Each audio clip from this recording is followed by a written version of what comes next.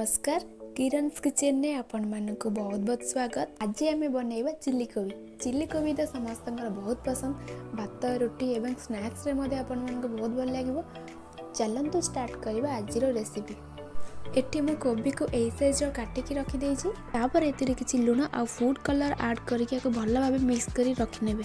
10 minute घरे की रखि सरबा परे एथिरे हम किछि कॉर्नफ्लोर को पकेकी या को भल भाबे गोळे की रखि देबा। तेल भल भाव गरम हो गला रखिथिबा कोबी को पकईदेवा। देखिए कोबी धीरे धीरे नाली हो तो जानवे कि आमर कोबी हो आसलानी। तापर कोबी को भल भाव छाणिकी गोटे जगह को काढ़ी नेबे। तापर कढ़ई रे किछि तेल देइदेबा।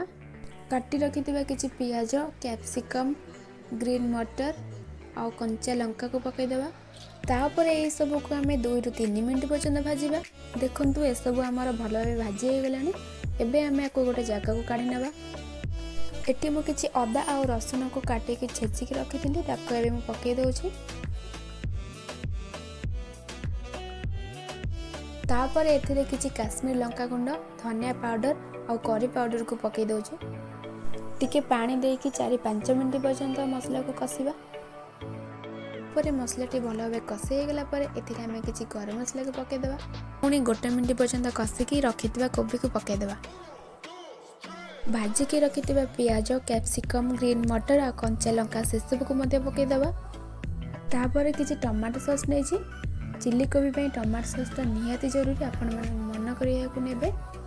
तापर किछि सोया सॉस मध्य नेछि। तापर गैस को पूरा लो फ्लेम कर देबे। यह को मात्र 1 ରୁ 2 मिनिट पर्यंत भाजी नेबे।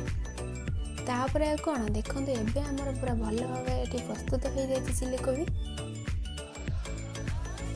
एबे मो गोटे जगह को सर्व करनी होची। यार कलर देखो केते सुंदर देखा होची एवं खाइबा को मध्ये सेतिकी भल लागुतला। आपण माने निजे घरे करंतु एवं मते कमेंट माध्यम रे जणांतु केमिति लागुतला।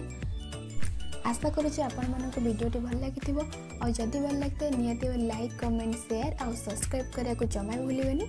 रही देखा नेक्स्ट वीडियो रे। जय जगन्नाथ।